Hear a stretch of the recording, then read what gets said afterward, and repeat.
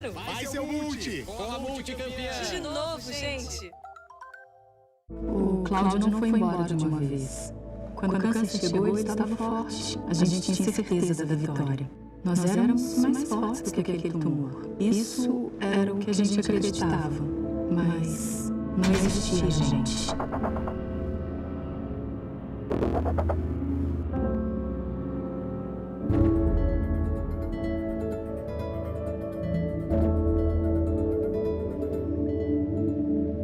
Apoio Rede 98.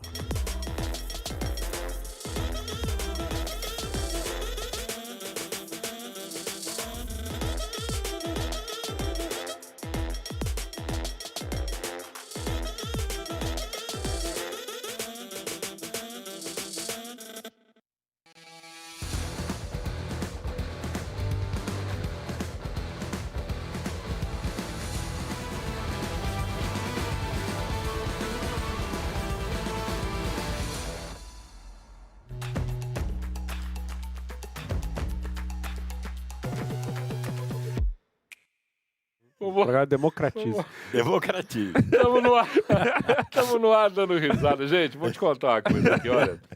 O melhor do programa é quando a gente começa a conversar aqui antes do programa, porque, primeiro, ressaltar o fato de que é uma conversa sempre muito boa, muito gostosa de ter. Por isso que a gente está aqui junto, iniciando mais um Democratize. Todas as terças, às 9 horas da noite, nós entramos nos canais de vídeo. E às 10 na 98 FM. Os nossos canais de vídeo você conhece, 198, 698 da Claro TV, TV aberta 29.1 Belo Horizonte, 22, 7 Lagoas, 98live.com.br e no YouTube 98 Live.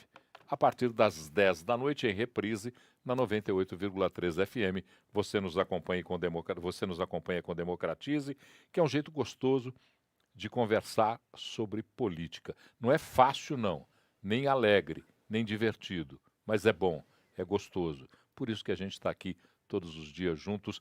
Não, doutor Augusto de Franco, como está Vossa Excelência? É isso aí. Estou me arrastando aqui sobre os escombros. E vamos então para o 11º episódio do Democratize. 11º episódio. E talvez discutindo uma coisa que é muito importante hoje para todo mundo. Quer dizer, a democracia, ela resiste à falsa narrativa? Democracia e narrativa é a nossa prosa de hoje. Gabriel Azevedo. Bom estar aqui com vocês. Tudo bem? Tudo excelente. Depois de um dia cheio, chegar aqui para bater papo com os amigos, com a presença, é claro, da nossa sempre democratizada e participativa audiência, é muito bom. E é com essa democratizada e participativa audiência que eu quero falar a partir de agora, porque você pode participar dessa conversa.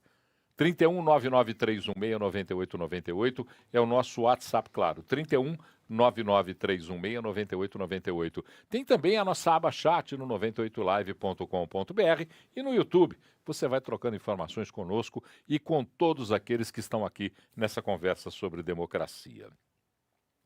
Eu tenho um pavor dessa palavra narrativa, talvez porque, para mim, a narrativa, via de regra, as narrativas traduzem em verdades. Então eu tenho uma resistência quando se fala em narrativas. Eu prefiro a observação dos fatos, a discussão da realidade. Eu acho mais intenso do que narrativa. Mas as narrativas estão aí. Quando se sai uma notícia, você vai para o grupo de WhatsApp da tia véia, dos amigos do escritório, do boteco, e está lá uma série de narrativas construindo alguma coisa sobre um fato que tem, se tanto, uma versão real. O resto é tudo uma mentira ou uma narrativa. As democracias são atingidas pelas narrativas? E muito, né? Talvez a gente pudesse trocar até, né? Democracia e mentira, porque nós estamos diante desse fato. E isso acabou ganhando muita atenção depois de uma conversa que o nosso presidente teve com jornalistas. Não foi nem uma conversa, foi uma declaração. Então o Lula disse que o Maduro precisava criar uma narrativa na qual ele não aparecesse como ditador, embora todo mundo saiba que a Venezuela é uma ditadura. Então aí ficou claro uma definição prática de narrativa como uma invenção, uma falsificação da realidade para vender uma realidade que não existe, não é? A democracia não tem proteção eficaz contra o discurso inverídico. Essa é a primeira falha genética da democracia. Não sei se vocês já prestaram atenção nisso, mas a democracia ela tem alguns erros de projeto, que eu chamo de falha genética, né? A primeira ela não tem proteção eficaz contra o discurso inverídico. Os próprios atenienses descobriram isso na época, não é? Porque chegava lá um cara e dizia: eu sou capaz de defender Atenas contra Esparta, e usava lá da jactância, não é? E aquilo era falso, ele não era capaz de fazer nada disso. Então, eles descobriram logo isso. Então, claro que tem outras falhas genéticas, como, por exemplo, você usar a democracia, notadamente as eleições, contra a própria democracia. A democracia também não tem proteção eficaz. E é por causa de não ter essa proteção que os populismos podem proliferar. Porque os populismos usam a democracia contra a democracia. Ela não tem também proteção eficaz, e isso a gente só descobriu muito recentemente, contra swarm attacks, ataques de enxame. Então, nas mídias sociais, quando há o enxameamento, não é? de pessoas instruídas para atacar e cancelar alguém, a democracia sofre muito. Então, mesmo com essas falhas genéticas, a democracia continua. Mas nós precisamos saber como neutralizar, como evitar que por essas brechas, que são as falhas genéticas que eu falei, não é? Pessoas que são contra a democracia solapem a democracia.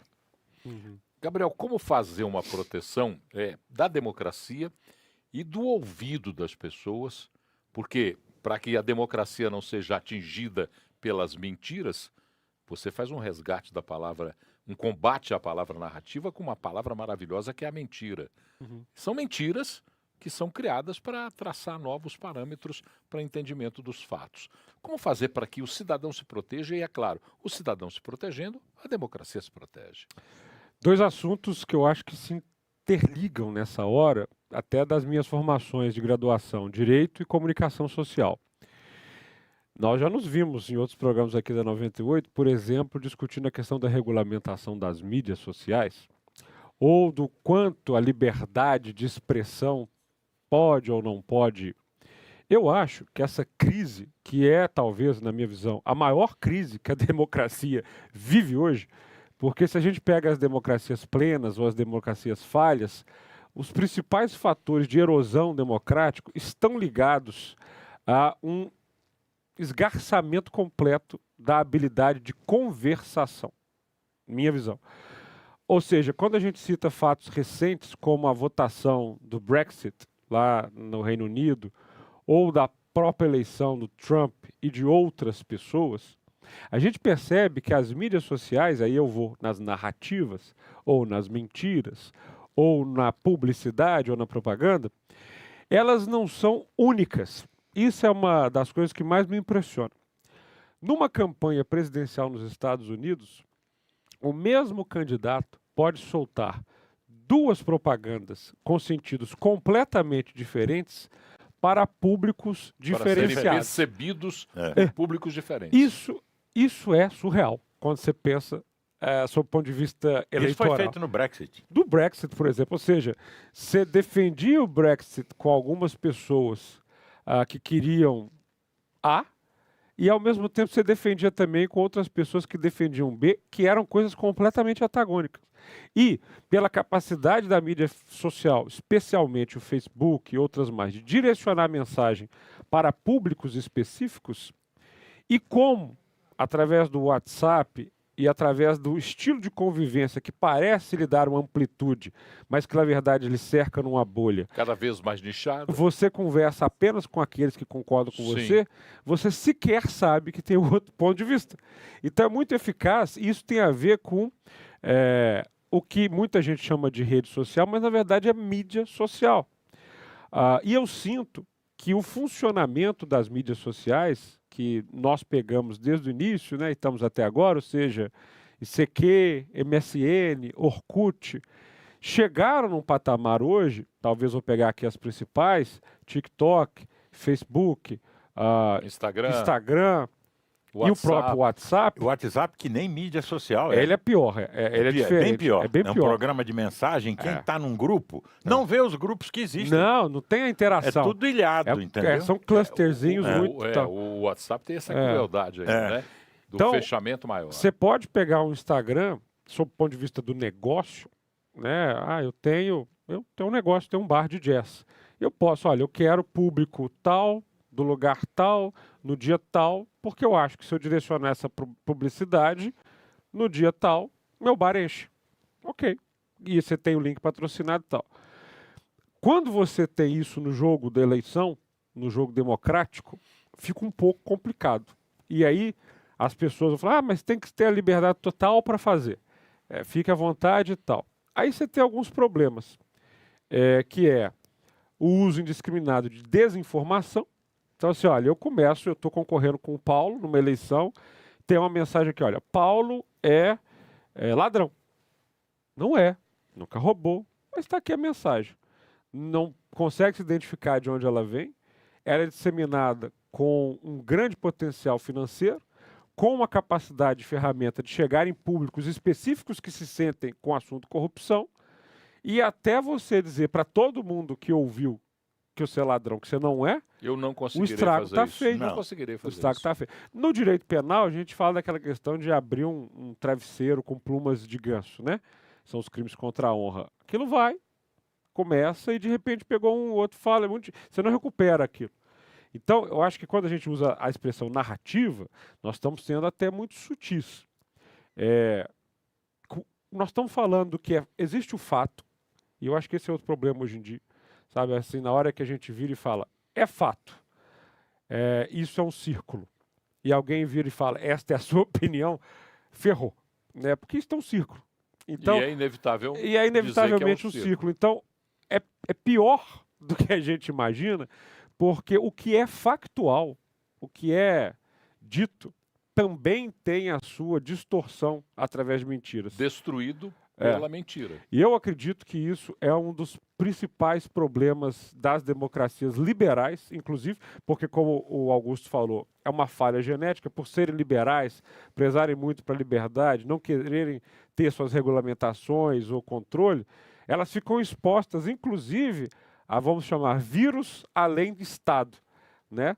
Uma democracia liberal pode ser, pela internet, vítima de uma ação autocrática. A Rússia faz muito isso, ou seja por Deep Web ou por qualquer outro meio. Aliás, a Rússia está na vanguarda da Net War, que é a nova forma de guerra agora no século XXI.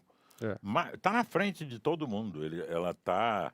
Interferiu pesadamente nas eleições na eleição americanas. Vai interferir novamente agora.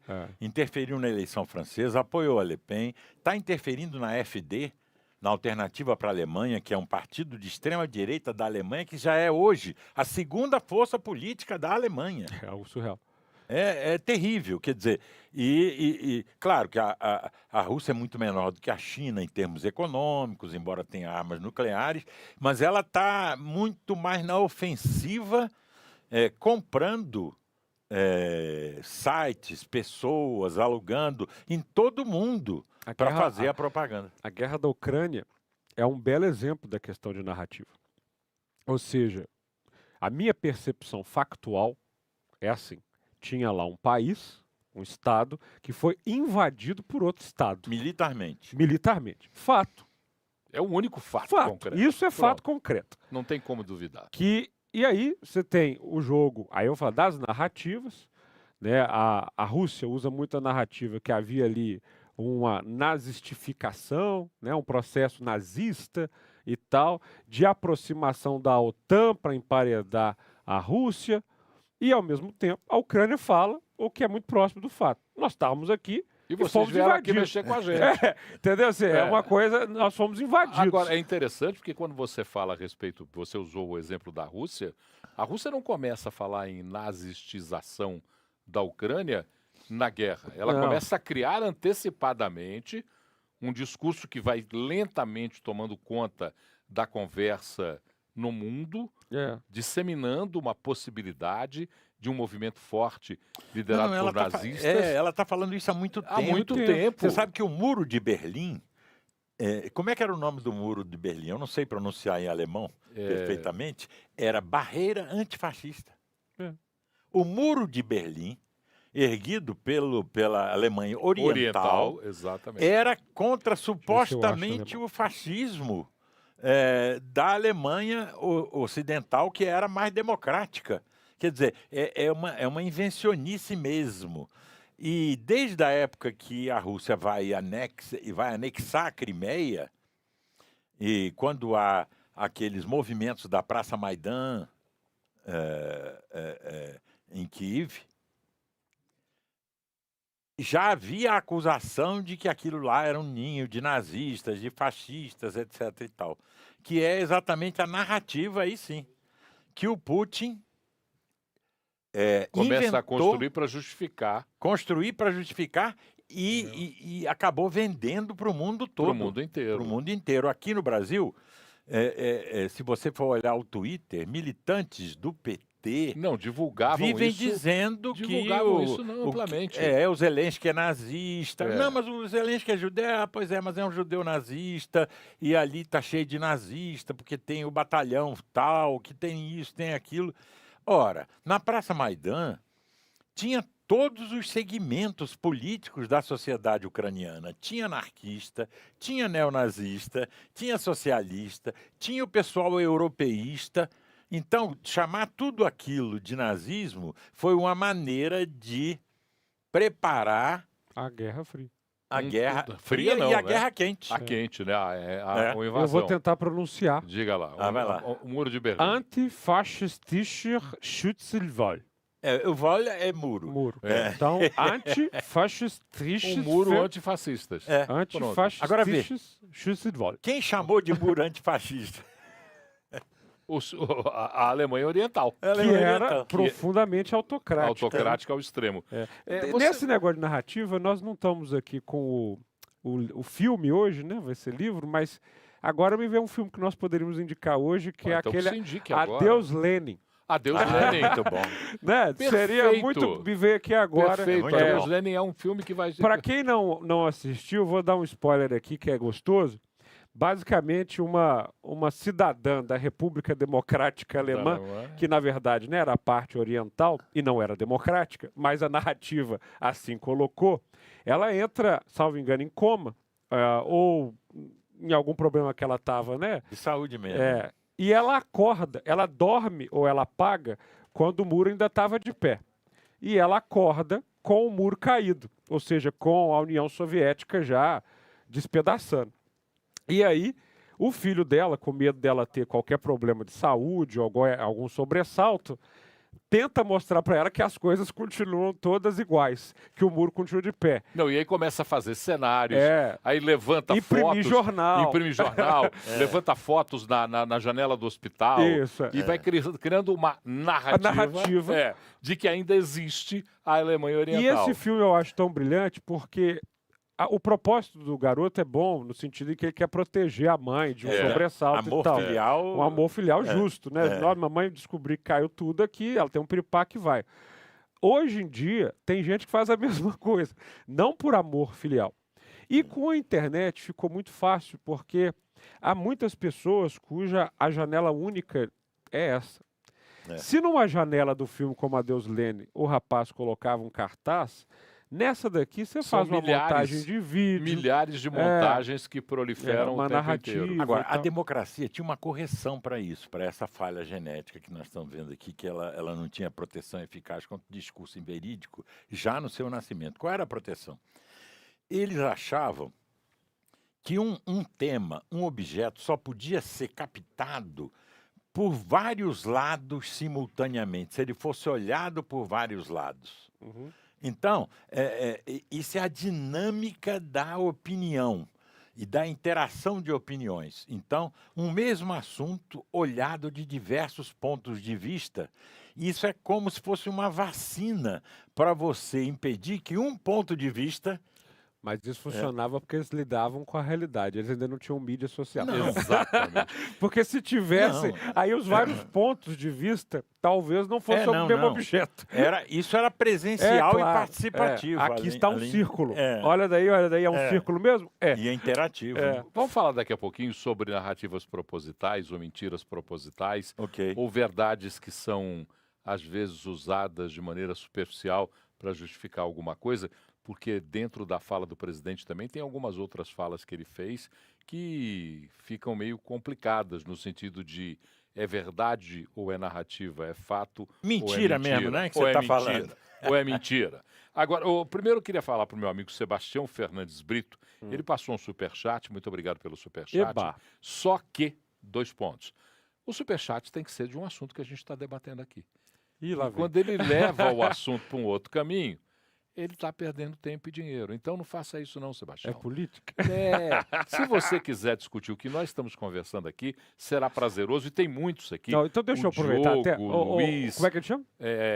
Sebastião. Ô, Sebastião, eu imagino do que seja. Aí compreendo o seguinte. Aqui, como o Paulo geralmente falava nos programas, não está o vereador, não está o presidente da Câmara, não está isso. Está o Gabriel, que bate papo com o Augusto e com o Paulo.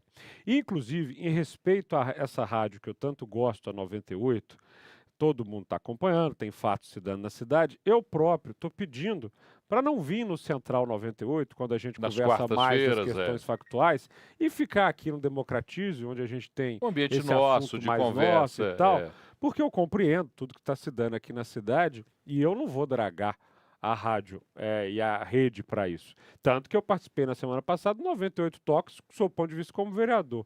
Então, qualquer dúvida, você tem meu inbox e a mídia social lá. Vamos para lá. Aqui vamos democratizar. E aqui nós vamos para o intervalo da democracia, que é rapidinho, e voltamos já já com o segundo bloco deste episódio 11 do Democratize. Aguarda aí.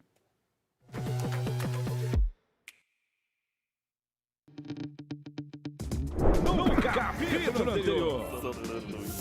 Inacreditável, mas duas bolinhas de gude estavam no escuro. Daí a bolinha de trás diz pra outra: Cuidado com a escada! piada de feriado. Chegamos no fundo do poço agora do livro de piada. Agora acabou de dizer.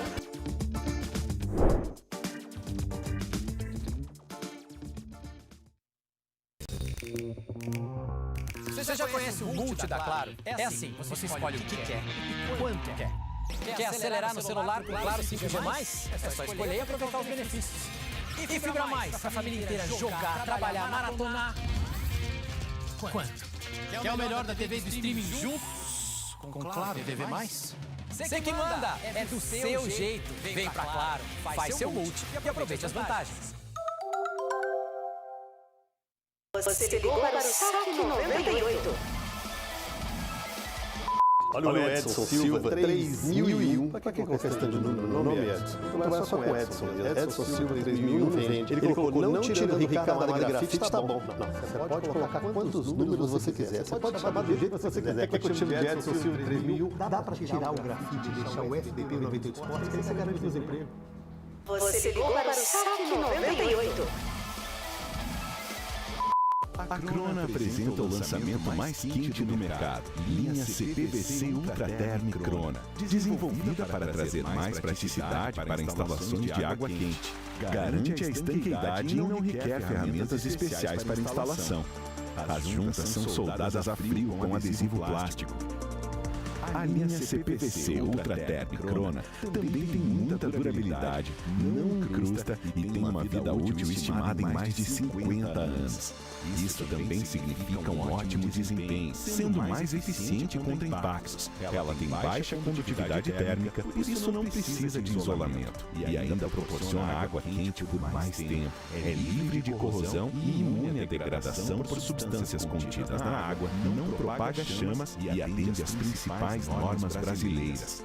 Nova linha CPVC Ultra Term Crona. Um banho de tecnologia, inovação e qualidade. A Crona é show. Qual que é a vantagem, principalmente, que eu estou vendo do Atlético no segundo turno? O Atlético não tem mais Libertadores e nem Copa do Brasil. Agora ele foca só no Campeonato Brasileiro. E o Cruzeiro? O Cruzeiro recebeu reforços importantes nessa janela. Então eu estou otimista. Eu acho que nós vamos ter um segundo turno melhor.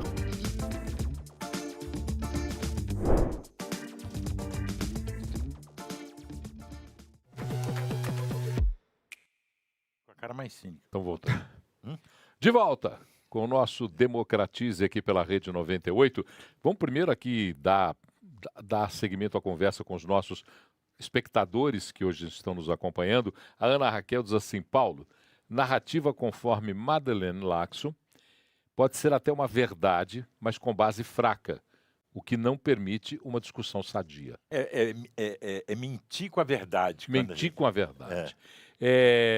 O Jobert, do bairro Itapuã, diz: ao estudarmos a história dos primeiros 35 anos do século XX, vimos um mecanismo original de tomada do Estado. 100 anos depois, esse mesmo mecanismo é utilizado para os novos ataques à democracia. Só que na maioria dos países, o estudo da história e a grande mídia retardam o sucesso desse plano. Como manter a democracia pujante diante desses novos ataques? Está aí a pergunta do Jobert, para que os senhores debatam. Só tem um jeito. Você tem que manter as conversações democráticas e ter um espírito crítico diante de todas essas narrativas. Quer dizer, o jeito é a fermentação. A democracia só tem uma solução, uma saída, que ela é se democratizar cada vez mais. Não há uma saída autoritária. Não é? Muita gente quer resolver o problema das fake news nas mídias sociais, botando um regulamento draconiano para proibir isso. Perdão, o próprio ministro da Justiça acabou dizendo esses dias, não sei se foi hoje ou ontem, que fake news é crime. Não é. Não está na legislação brasileira. Não pode ter crime se não está na lei. Não, isso aí não existe. E ele é o ministro da Justiça. Ele é o ministro da Justiça. Que é mais perigoso ainda. Quer dizer, e a fake news é sempre aquela que é do inimigo. Não é? Quando você fala qualquer coisa que é fake news, não é fake news. Mentiras sinceras me interessam.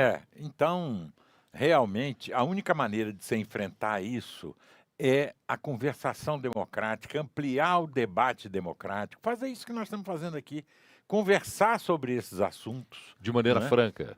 De maneira sem franca. travas. Sem travas. Então, não tem outra saída. Eu sou mais preocupado com a questão do aspecto matemático mesmo. Claro que as conversações têm que acontecer e elas precisam de pessoas para isso se dar. E foi um amigo meu, chamado Augusto, que me ensinou que não existe democracia sem democratas. E o que a gente vive hoje, na minha percepção, é um baixo número de democratas. De verdade. O que eu falo assim? Cara de esquerda, de direita, isso, ele acha isso, mas ele defende aquilo, ele é do partido tal, ele defende o sujeito tal. Não é isso que eu estou dizendo. Um democrata também não é um sábio de um monte que fala, esta é a democracia. Não, é uma conceituação mínima de modo de vida democrático, ou seja, assim, que não tem a ver com o seu perfil pessoal. Você pode ser mais tranquilo, mais brigão, mais falastrão, mais quieto. Mais conservador, mais progressista, tudo, ou o que pode quiser. Ser tudo. A essência do cara que é democrata, eu não quero ter um senhor. Ninguém manda em mim. Ou seja, assim, entendeu? Eu me recuso a ser pastoreado por alguém. E o que eu percebo é que a sociedade de sempre e agora, ela vai se intensificando nisso, ela vai reproduzindo modelos de pastoreamento muito intensos. E vocês falaram uma coisa aqui no intervalo, a gente estava conversando, né, até das questões locais. O ocaso de alguns políticos é não ter tribo. E ter tribo numa democracia não deveria ser o normal, não deveria ser o padrão. Ou seja, exercer sobre um grupo o papel de cacique. Não é, mas como a política foi degenerada como uma continuação da guerra por outros meios, se você não tiver tribo, você morre. Exato. Então, ou seja, a minha preocupação é que as pessoas estão nascendo, crescendo, escolhendo uma tribo e morrendo, às vezes por ela. Ou seja, assim, você você perde aquela capacidade, não, eu converso aqui, eu converso ali, eu acho isso, acho aquilo, não me coloco numa caixa, não tenho que ter um lado, não penso assim, não penso assado, estou disposto a mudar. Essa coisa meio fluida, que é muito saudável para a sociedade, vai se recrudescendo num perfil que exige às pessoas tomar posicionamentos muito fortes, muitos papum, muitos ou isso ou aquilo, e se enclausurar num time que fala, eu sou isso, o de lá é aquilo, a gente se enfrenta e pronto. Então, essa eu acho que é a minha preocupação anterior às próprias... Por que é que você cria conversações se você não tem nem esse... Não. Né? O déficit de democratas é crucial. Agora, o que é o democrata? Não é o cara que diz, eu concordo com a democracia. Não, nós estamos falando do agente democrático. O que o agente democrático faz? Ele é o papel de fermento nessa massa. Ele fermenta a formação de uma opinião pública democrática. Então, em geral, eles são minoritários. Só que não pode ser uma minoria tão grande que não dê conta de fermentar. Que não seja percebida, né? Que não dê conta de fermentar essa massa. Não é? Então, nós estamos... Quanto mais você conversa sobre democracia, mais você está nesse processo de aprendizagem, de educação democrática, para suprir o número mínimo, vamos dizer, crítico de democratas que é necessário para a democracia se manter. Se esse número cair abaixo de um nível crítico, aí a democracia não se mantém. Luiz Campos, o filme Brexit da HBO 2018 é um excelente filme para se ter uma ideia dessa instrumentação das narrativas via redes sociais. É um ótimo filme mesmo, muito bom. O Diogo Dutra diz, sobre as narrativas, as tecnologias de comunicação, cada vez mais automáticas, também jogaram ainda mais luz a esse problema que sempre existiu. E aí você falou disso quando falava das mídias sociais. A Sandra Malta mandando um abraço, dizendo que é apaixonada por nós, que aprende cada vez mais e que faz questão de assistir toda terça-feira. Obrigado, Sandra. O Ribeiro do Caiçara diz, a democracia do Brasil não existe no termo exato. Tudo depende do lado em que um interlocutor está. Fico pensando nos livros de história que serão publicados daqui a 50 anos. Como acreditar nas histórias ou histórias que serão publicadas? Pois é. Está aí a reflexão do Ribeiro. O Diogo fala sobre esse movimento de narrativas e redes sociais. Existe um livro muito bom, Os Engenheiros do Caos, do Giuliano da Empoli, né? Giuliano da Empoli, é isso aí. Ele é muito bom. O Caio fala, vejo uma confusão na definição de narrativa como se fosse de desinformação proposital. Creio que a melhor definição seria a narrativa é o compartilhamento da história sob uma determinada visão. Ô, Caio, eu vou ter que falar que você acabou de encontrar uma enorme justificativa para mentira. Não, porque é o seguinte, a coisa pode acontecer aqui de vários... se alguém for contar nosso programa, sei lá, ali fora, para alguém que não assistiu, você, Augusto ou eu, terá acontecido um programa. Sim. Está gravado.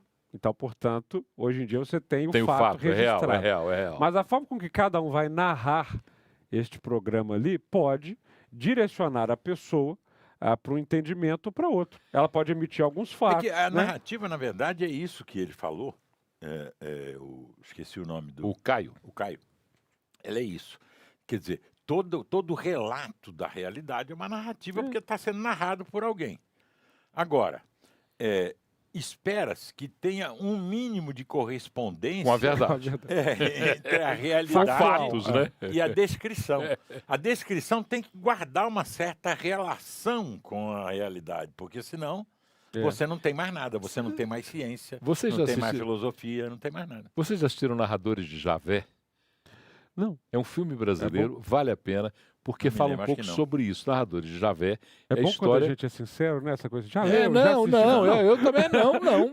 Então, tem gente que já leu e já viu só para você entender, porque ele é delicioso. Que é a história? A história é a seguinte, existe um líder de uma comunidade que é contada a sua história, que já morreu, que é contada a sua história de liderança por determinados grupos de uma mesma comunidade, uma comunidade do interior.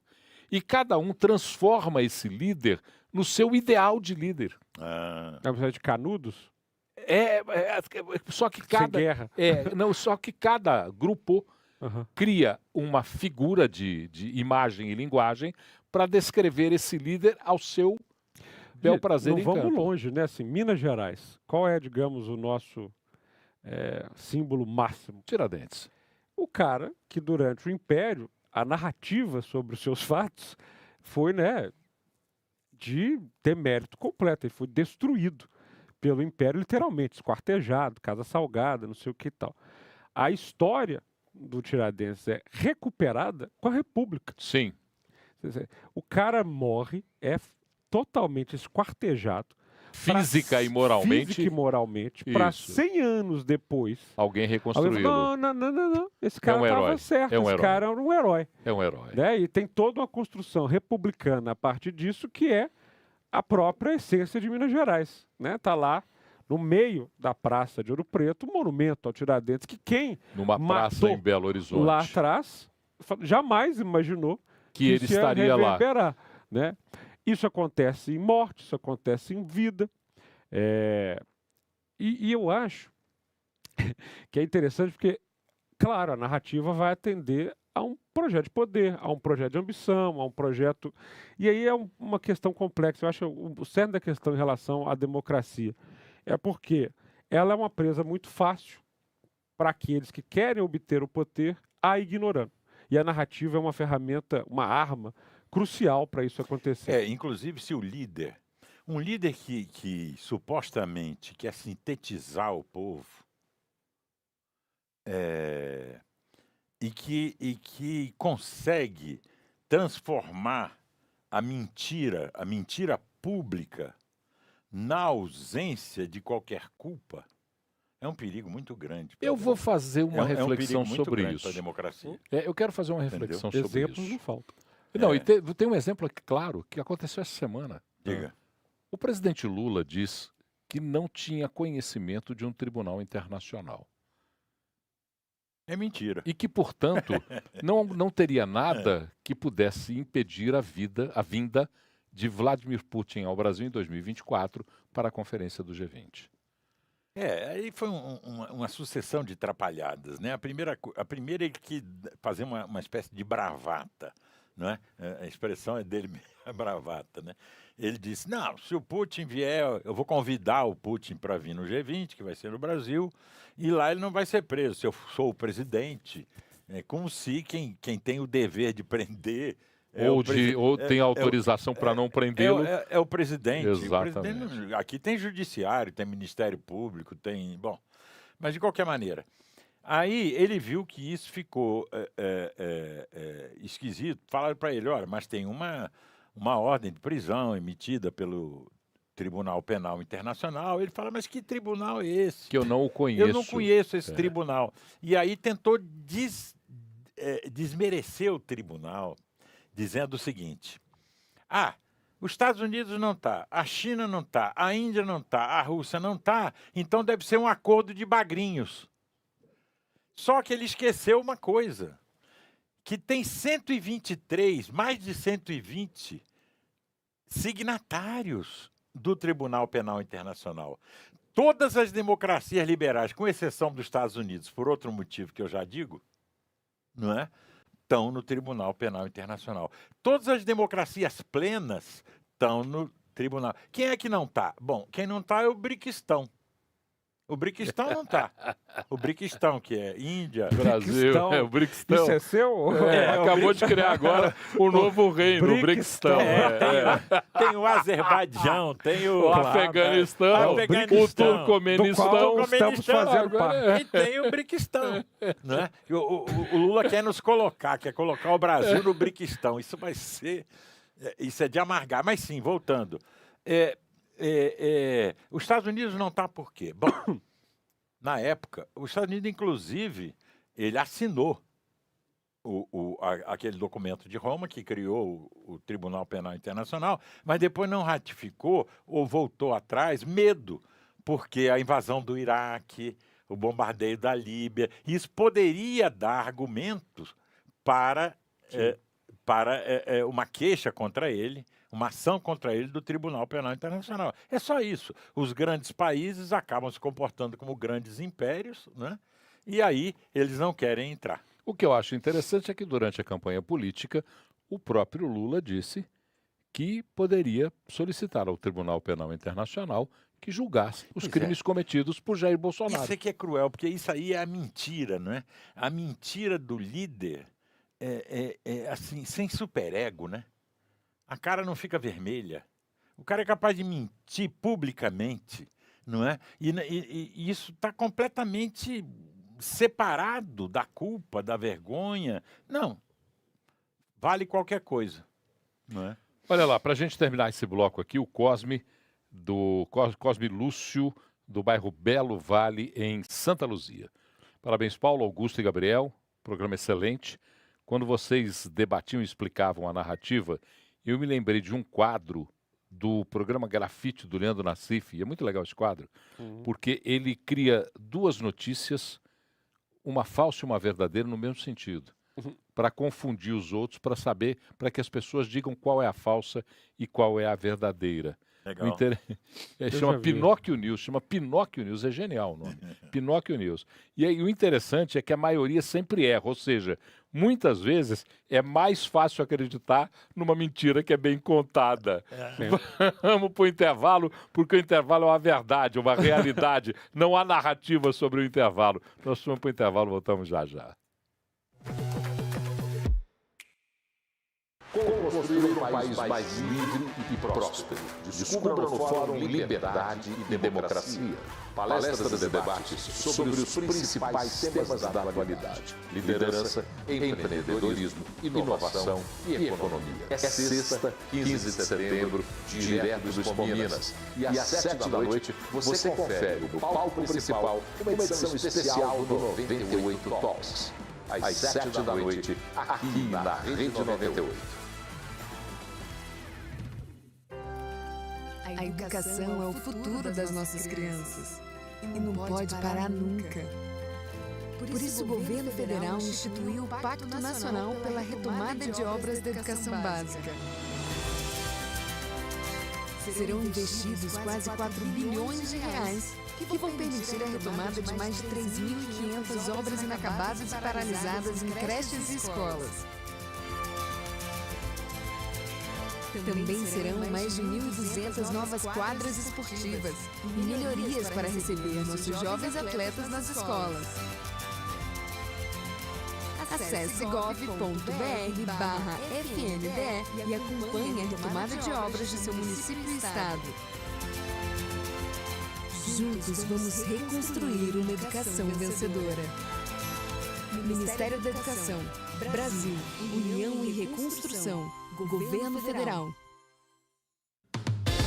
Pode tranquilo com sua CNH em dia. Levou multa injustamente e está com excesso de pontos na sua carteira. Você tem direito à defesa e a Facilita Brasil facilita tudo para você. Envie um WhatsApp para 994-52-5005 que a Facilita protocolo recurso sem complicação. E ainda parcela tudo em até 12 vezes. Não perca sua carteira sem antes falar com a Facilita Brasil. 994-52-5005. Facilita Brasil, ajudando a garantir os seus direitos.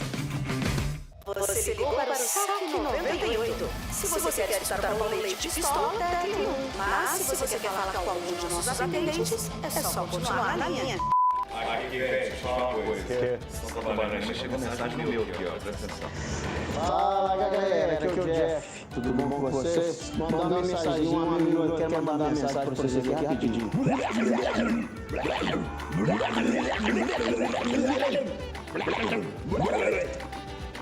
Acho que foi isso mesmo que ele falou. Falou, galera.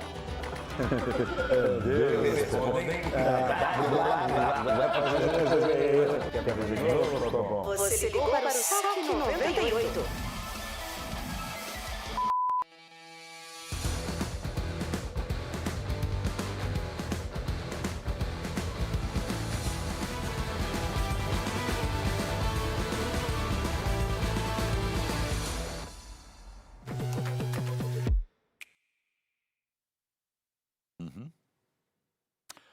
De volta com o nosso Democratize pela Rede 98. Gente, tem muita mensagem para ler, eu não vou dar conta, porque senão a gente não vai rodar o programa hoje. Queria agradecer esse mundo de mensagens que a gente está recebendo aqui.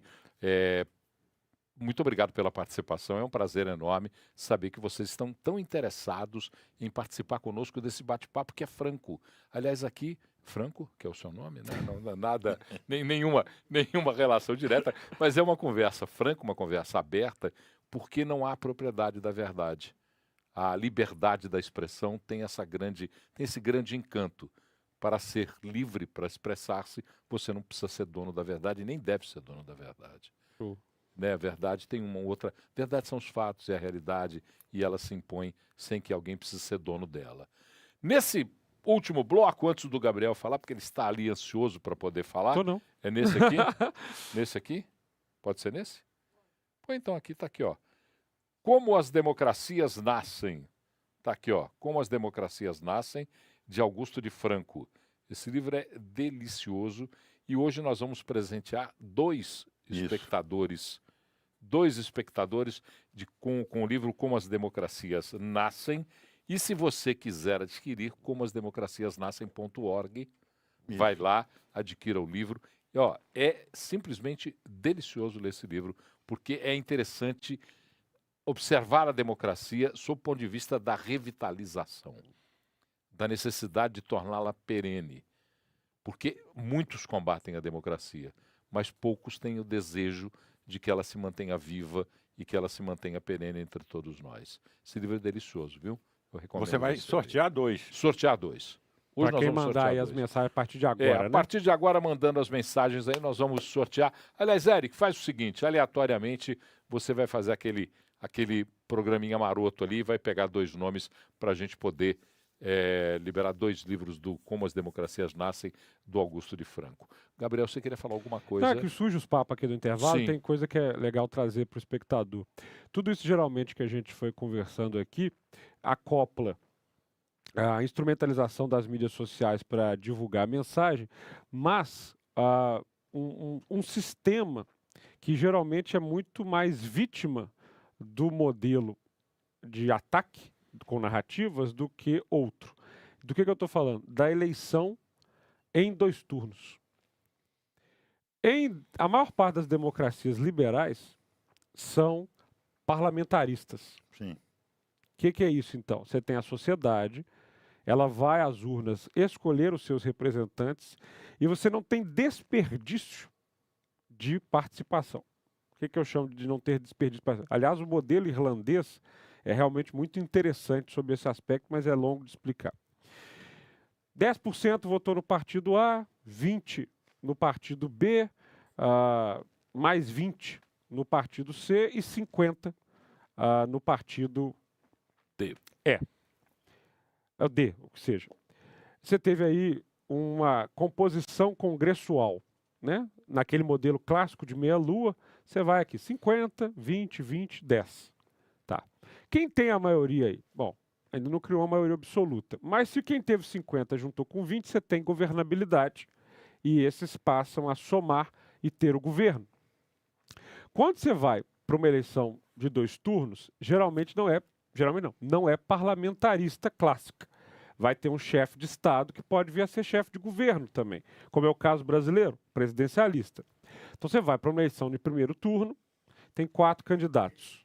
E vão para o segundo turno os 2 melhores colocados. Todo o restante não é considerado nessa votação. Está fora.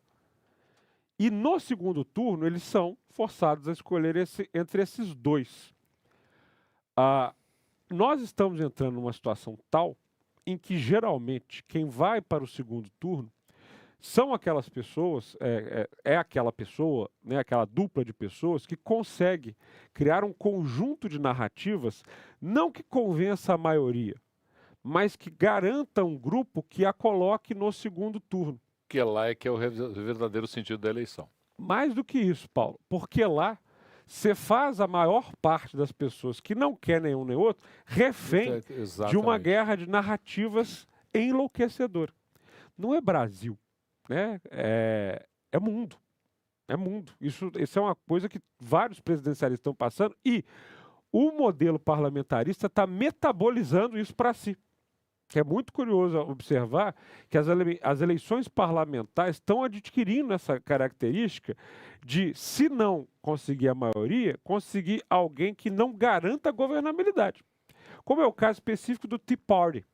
Ou seja, os republicanos hoje nos Estados Unidos sofrem uma crise brutal de bloqueio dentro do partido. Qualquer republicano mais moderado, mais disposto ao diálogo, apoiar os foi democratas, sendo metabolizado. Exatamente. Não só pelo comportamento, mas também pelo financiamento. Né? Pelo financiamento. Então, essa questão da narrativa faz com que eu comece a pensar, e tantas outras pessoas estão pensando nisso também, como é que a gente evolui com os sistemas políticos eleitorais para que eles não sejam vítimas desse processo. Claro que a narrativa, sob o ponto de vista democrático, não ataca apenas os sistemas políticos eleitorais, eleições. Ataca a nossa própria vida, ataca o nosso cotidiano, comportar. Mas quis abordar sobre esse ponto de vista porque é uma coisa para todo mundo pensar. Como é que nós vamos fazer? Vamos ficar presos nisso para sempre? Aí basta também alguém que sabe que é estratégico ir para o segundo turno com outro que nunca vai atingir os 50%, manter o quentume da batalha de narrativas permanente. E aí você aprisiona o restante da população que não quer participar nessa discussão. Ou nas duas que estão se apresentando. Exatamente. E o papel da imprensa?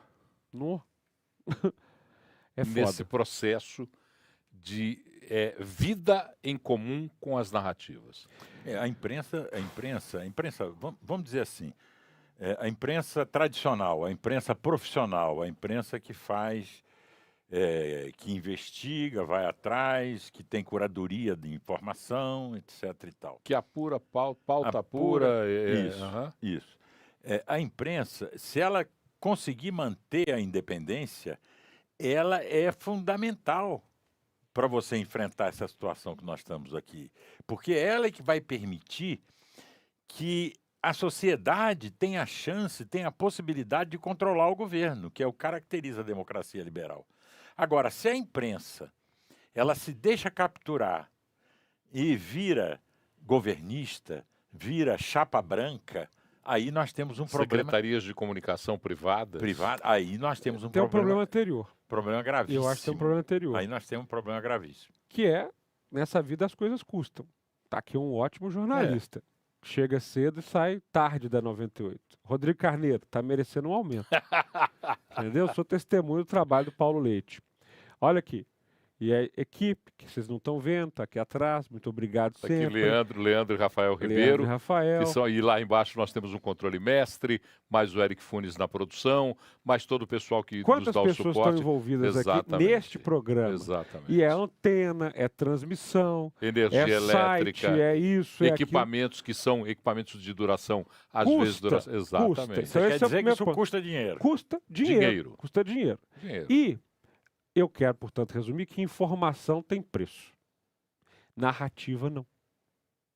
A narrativa pode partir de qualquer um, em qualquer meio, sem nenhuma a qualquer responsabilidade. Momento. E ela pode, inclusive, ser impulsionada com recursos também. Dinheiro.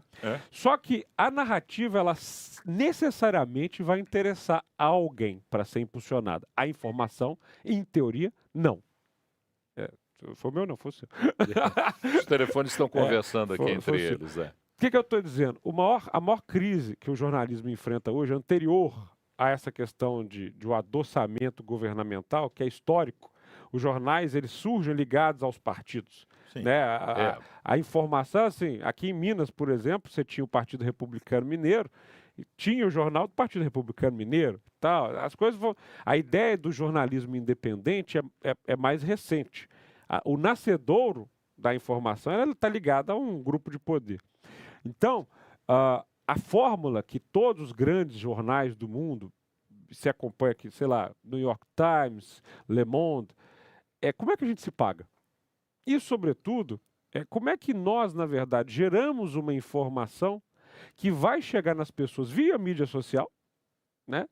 E isso não nos dá uma remuneração. A Austrália, por exemplo, ela criou um mecanismo de que as mídias sociais têm que remunerar o veículo pela informação que trafega. Porque hoje você pega no Brasil, por exemplo, você faz um um print de um post de qualquer veículo e transforma aquilo mais em do que isso, propriedade. tem sites, não vou divulgar Sites, aqui, mas que você exatamente. pega a notícia que tem o paywall, né, e bota lá e ele está lido Pronto, pelo tá ali site, completo, você lê e tal. exatamente, E, em geral, também, tem uma coisa, né, como é pago, as pessoas leem a manchete e estão satisfeitas com isso. Cumpriu a missão. Não tem uma questão de... Então, o papel da imprensa, neste momento, ao meu ver, Paulo, é tentar compreender como é que ela se paga. Hoje, para mim, o principal papel da imprensa é tentar compreender como ela se paga. Aí, é claro, tem a publicidade tradicional, né? No intervalo, nós estamos aí para isso. Né? Então, o intervalo existe para isso. Você está assistindo hoje existe, por exemplo, a publicidade de conteúdo, o publi editorial. Tudo isso foi construído para poder sustentar os veículos funcionando. Tem tudo. Então, eu acho que esse é o grande desafio da imprensa, entender como ela se mantém sem necessariamente ficar de joelhos a alguma coisa. Esse é o desafio da imprensa.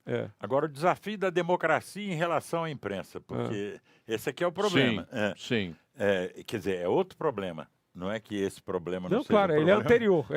É anterior, mas agora vem o problema. O que a democracia faz? Porque uma coisa é você ter jornais partidários, jornais ligados a corporações, jornais ligados a grupos econômicos. Isso aí sempre. E aí você ter como leitor, como espectador, como ouvinte, você tem que saber exatamente de onde vem e fazer o seu filtro. Mas eles são até declarados. Declarados, exatamente. Mas outra coisa é você incorporar um veículo de comunicação tradicional ao próprio sistema de governança, entendeu? Então, isso é muito preocupante. Sem citar nomes, é o que nós temos visto nos últimos anos. Isso é preocupante. Um grupo ascende ao poder e um veículo de comunicação se filia a ele no sentido de impulsionar aquela ideia de poder daquele grupo. Esse grupo é substituído por um outro grupo e um outro veículo de comunicação se associa ao outro grupo para impulsionar essa ideia de poder Por isso desse outro grupo. O Milor falava, né? Jornalismo é oposição. O resto é armazém de secos e molhados. Eu posso recomendar um livro aqui também que eu acho muito saboroso, que é Chateau, o Rei do Brasil. Chateau, o Rei do Brasil. Que, assim, compreender, por exemplo, a história do Assis Chateaubriand no papel da mídia, né, brasileira, sobretudo, assim, passando por Estado Novo, República Democrática Populista, né, e ditadura militar, redemocratização, é um personagem que sintetiza um pouco a história da importância da imprensa para a democracia ou o que pode acontecer nas relações. Chegamos ao final. Já? Já chegamos ao final. Não sabia. E hoje foi muito mais delicioso que os outros dias, porque eu nem senti o tempo. E olha que então nos outros você estava sentindo? Não senti o tempo no controle. Eu até me assustei quando eu olhei agora que já estávamos no final. Bom sinal. E olha que eu tenho levantado e chegado aqui às 6h30 da manhã. Desde lá estou em pé trabalhando. Impressionante. Mas hoje, assim, eu nem me preocupei em olhar o relógio quando olhei. É porque o copo tá assim, é um copo novo e não tem água. Tá aqui, ó. Aí você tá mais com água. Mostra aí, cadê sua água? O meu não tem nada mais. O meu tem água. Nada. Mas a questão é o seguinte, primeiro, vamos lembrar dos ganhadores do Como as Democracias Nascem. A Ana Raquel, final 9953 do telefone, e o Juliano Eustáquio, final 0619. A nossa produção vai entrar em contato com vocês e combinar um jeito. Eu estou vendo aqui, os dois são de Belo Horizonte. A Ana não disse de onde era, mas enfim, os dois aí serão procurados e nós vamos combinar um jeito de fazer chegar até vocês, os dois, a Ana e o Juliano, e o livro Como as Democracias Nascem, do Augusto. Pelo que eu entendi aqui do Eric e do barulhinho aqui do Augusto, nós marcamos a maior audiência desde a nossa estreia hoje. Que bom, que felicidade. Brindemos a isso com você, Saúde. Que é nosso grande companheiro nessa jornada pela democracia. Augusto Franco. Até a próxima terça-feira. Até a próxima, 12ª. 12º episódio do Democratize. Gabriel, 12. até terça-feira que vem. Vamos lá. 12. Então, é o 12º. Uma dúzia de programas. Uma dúzia de programas. Muito obrigado pela sua companhia. Você que nos acompanhou até agora. Foi muito bom estar com você nessa terça-feira. O Gabriel tentou jogar uma casquinha de banana, dizendo que nos outros eu não estava tão disposto. Eu sempre estou disposto para conversar. Sempre disposto para conversar com vocês a todos os dias. Hoje até acertou o nome do programa. E a qualquer hora... Lembrando que é sempre bom conjugar um verbo ao final do programa. Eu democratizo, tu democratizas, ele democratiza, nós democratizamos, vós democratizais e eles democratizam. Grande abraço, até terça-feira que vem.